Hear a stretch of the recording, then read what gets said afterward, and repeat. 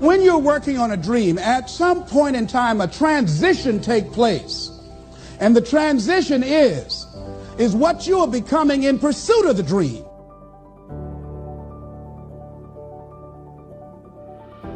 Because even if you don't get the dream, you become such a strong and powerful person. It will so change your life, you can look at something else and say, well, I think I'll go do this then. Because you have now developed yourself in such confidence and such competence in how to deal in the arena of life that you can move into another area and not miss a beat. Once you begin to discover who you are, then you really realize how you have been given authority and dominion over everything on the face of the earth, including all the dimensions of your life. But you can only do that through the struggle of life. And most people avoid the struggle. Most people go through life avoiding pain. And when you go through life like that, something in you dies. Something in you that you never activate is lying dormant in there, that you never get a chance to call on because you have not challenged yourself. Somebody said, the land of familiarity belongs to the dead. That most people like to feel like they're a king in the area of their comfort zone. They only want to do those things that they know how to do well. Osborne said, unless you attempt to do something beyond that which you've already mastered, you will never grow. So if you want to begin to grow, you've got to put something out here that you can't reach easily, that has got to make you stretch, got to make you jump for it, got to make you get back a little bit and dig in so that you can take a leap for it. And maybe you jump up there and you miss it and you skin your knees and you come back again and you bust your lip next time.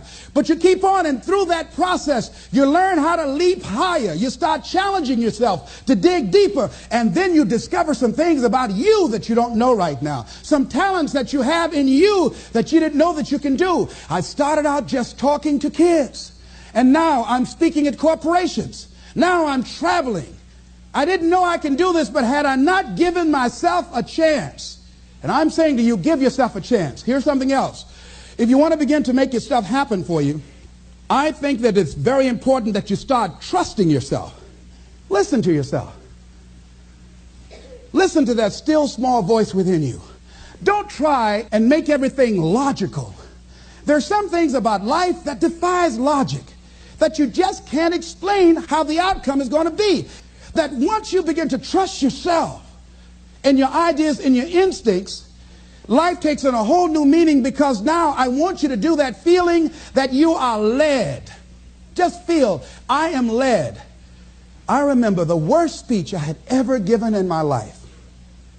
I let someone exploit a fear that I had. For years I had a tremendous inferiority complex because I'm not college educated. And this person knew this. And she said, let me write this speech for you. You're going to speak at Ohio State University. Those people are very educated there, and they're going to know when you make grammatical errors, and they're going to know because of the substance of your speech that you are not literate. I care about you, and I don't want you to embarrass yourself. So this person proceeded to write a speech for me. I had a speech in my mind. But this person was stronger than I was negatively than I was positive about my own thoughts. And I gave my power away. With my permission, I allowed this person to guide me to do something that I really didn't want to do. But I didn't feel enough inner strength and conviction about my skills as a speaker and the message that I had to bring to stick by my guns.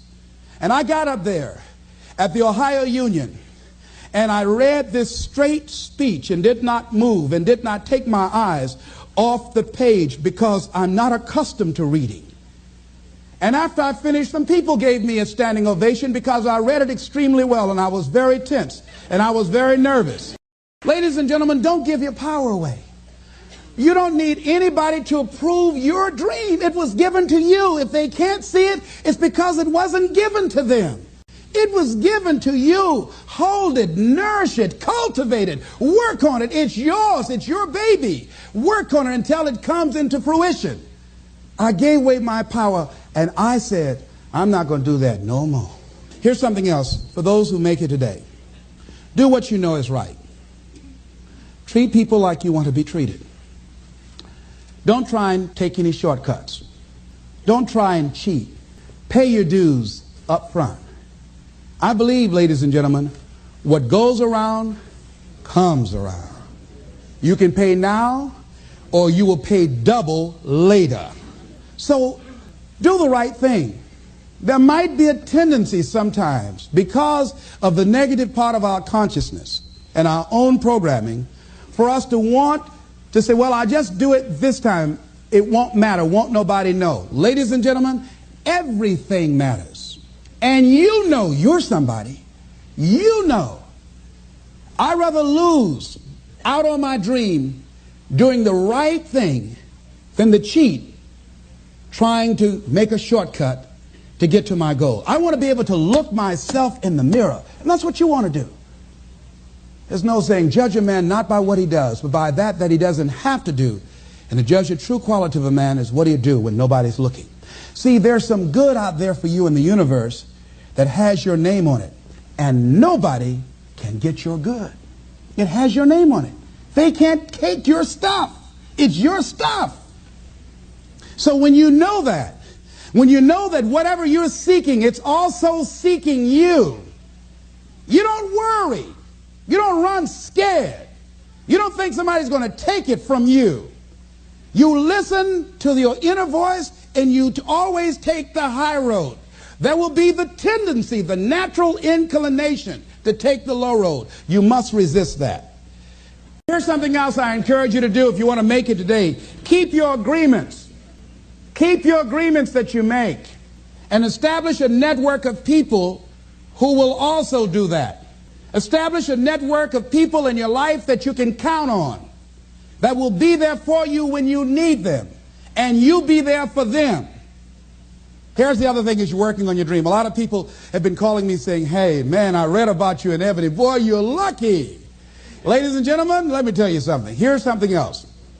3 P's to have in your life. In working on your dream and doing your life work, you must be patient, persistent, and positive, no matter what. I called John H. Johnson for 2.5 years to get in that magazine. The first time I called him, he wouldn't talk to me. Then I was persistent, trying to find out who knew him that could invite me there to meet him or have the opportunity to speak so that he could hear me. And I met a guy who worked for him. And I said, hey, I'd like to speak for you guys free. I just want to know, will he be in the audience? They said, yes, good. I spoke and I tried to tear the microphone up. And he said after I finished, hey, young man, you're quite impressive. I'm going to have my staff do an article on you. I said, thank you, Mr. Johnson. And I sent him information on me, Federal Express. And it didn't happen. Waited for a month and it didn't happen. Waited for 2 months. It didn't happen. I started calling every month. Hello, how are you? May I speak to Mr. Johnson? I'm sorry, he's not available. Tell him Les Brown calling. I just want to say thank you very much for the article when he puts it in. I kept on doing it, kept on calling, sending new articles, sending new information on me, kept on upgrading the information on me, sending him thank you letters. Thank you, Mr. Johnson. I was always positive. I could have gotten negative saying, where did you lie to me? Why you don't tell me you were going to put me in the magazine and you didn't do it? I could have got an attitude. Be positive no matter what. Because when you are negative, ladies and gentlemen, you're sending out negative energy and you're blocking your good. So don't send out any negative energy. Don't take it personal. I didn't care what he thought of me or the staff, that I was a nuisance to them. They get paid to deal with people like me. See, a lot of people have an idea or a dream and they give up on it. No, don't do that. Work your dream until it gets hot. See, most things don't happen as soon as we think they should happen. The messenger of misery might drop in on you and say hello. Murphy's Law might come by and thump you on the head. Any number of things can happen to interrupt your flow. It's okay. Don't take it personal. Just acknowledge what's going on. It's called life. And keep on working on your dream. Continue to keep on knocking, because this is your life. This is what you love. This is your passion. Step back. Don't judge it. If you judge it, judge not yet, lest ye be judged. Why? Because when you judge it, you invest emotion in it, and that emotion could be anger, and guess what? That hurts you. That doesn't hurt anybody else. One doctor said, the man who angers me killeth me. And then he allowed someone to egg him into an argument on the floor of the National Medical Convention and suffered a massive heart attack. When you're in a state of anger, you have so much acid in your blood, if they withdrew some blood from you and inserted it into a pig, it would die from the acid. So what do you want to take yourself out early for by internalizing things? Shakespeare said, nothing is neither good nor bad, but thinking makes it so. So judge not according to your appearances, but right judgment. And feel that everything is going to work out for you because you're patient, you're persistent, and you're going to be positive no matter what. Don't allow other things or people or circumstances to determine what your reaction is going to be. I was out to dinner with some people, and we had a waitress that was quite discourteous and rude. And the people around me took an attitude about it. I learned how to observe life. I think that in order to overcome life, you've got to learn how to observe it. Just stand back and watch what's going on and choose not to buy into it. I said, excuse me, ma'am. I said, do you know what TIP stands for?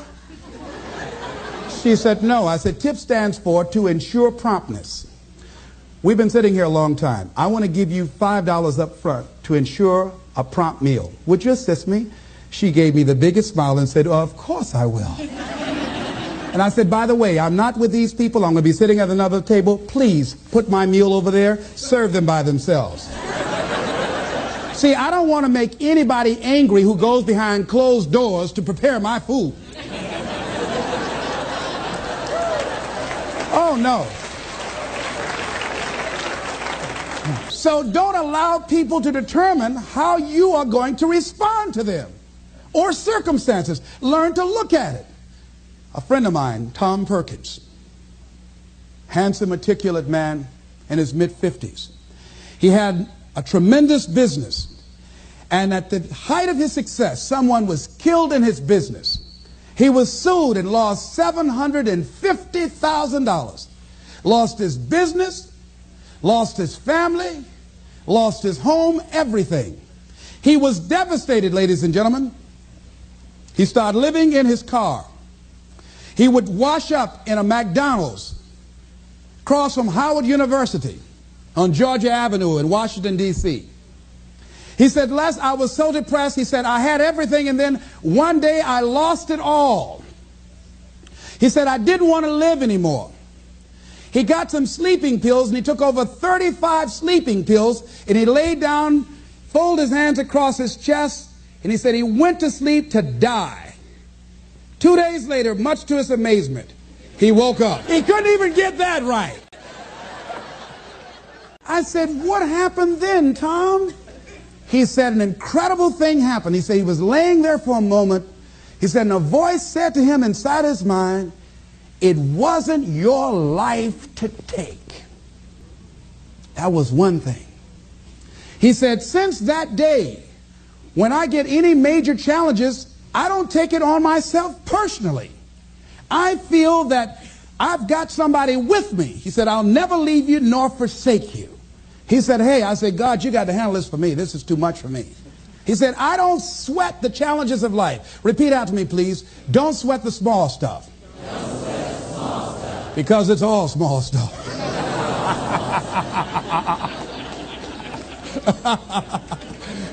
See, whatever you're worried about, if someone call you right now and say, listen, you got 2 days to live, I'm telling you, you won't be worried about your bills, ladies and gentlemen. You won't be worried about whether or not somebody loves you or cheating on you because you're about to check out. Okay? So put things in perspective. Here's something else Tommy said that I think is important. He said that the voice also said to him, if you change your ways, I'll give you far more than you ever lost. Look at your life right now. If you want to keep on getting what you're getting, keep on doing what you're doing. You've got to be willing to change your ways. Your life is working. If you don't like what you have produced, you're a director, you are the star, you wrote this script. You produced this, whatever it is. If it's a hit, you produced it. If it's a flop, you produced it. Take ownership of it and decide to go back to the drawing board and rewrite the script that you are the star of. You have the power to do that. On this day, you can declare that I'm going to change. As you look back on your life, you can decide that I don't like what I produced here, and I want higher ground. I want to begin to experience more love. I want to have more adventure in my life. I want something that gives my life a sense of meaning. Ladies and gentlemen, I've been selected to head up a program called Project Life in Chicago, training thousands of kids. And I had the experience, we had our second session this past Monday. And to see these young people when they came in, and to see the young people and the parents and the community volunteers when they went out. One young man from the Cabrini Green housing projects who didn't want to be there, who came up and said, I want you to know I'm so glad to be here. And he said, I'll never be the same again. He said, thank you, Mr. Brown. He said, I just got to go now, but thank you, sir. I'll never be the same again. To see a letter I got from a young man who was in the Cook County Jail where I work on Monday morning. And this young man will not be out of jail for at least 50 years. At least 50 years. They gave him 100 years. This guy has shot at least 60 people that we know of and killed 10 at least. And this letter he wrote, he said, since listening to your tapes, he said, I have not changed, but I feel a different person in me. Over 70% of these young men are in there for murder. We wanted to have a two-pronged attack where we would train people on the outside and train those that are in the jails, because I believe if you cage them like animals and treat them like animals and they're out on the streets every 22 months, they're going to get out and act like animals and go back in like animals. So we said, let's take an approach. This gives me my life. This might be insane. But I felt so good. I believe, ladies and gentlemen, if we can accept the possibility of that this is the decade of consciousness. That's what I believe that this is. The decade of consciousness, if you please. A time where we can begin to create in folks' minds the idea, the possibility that we can create a more humane society, the possibility that we can create more love, communication, and understanding in relationships, the possibility that we can create the kind of respect for diversity and difference in our multicultural society, the possibility that we can begin to develop the mindset to bring out the best in people, to encourage them to achieve their greatness and support them in their dreams, that if we can, in this decade of consciousness, to begin to see and envision that happening, and that we all can play a role, that we were born for such a time as this, that we showed up for this, that we survived 1 out of 9 million sperms, and we have been chosen for this great work. Here's something else to recognize. Wherever you are on the ladder of life, and I was reading in Dr. Norman Vincent Peale's latest book called The Power of Positive Living, which I think is his greatest work. And he has something in there, a section called Comeback Power. Wherever you are in life, ladies and gentlemen, you've got comeback power. I don't care how low you are. I don't care what you have done. I don't care what you have experienced. I don't care how devastated your life might appear to be, the shambles it might be in. There's a power.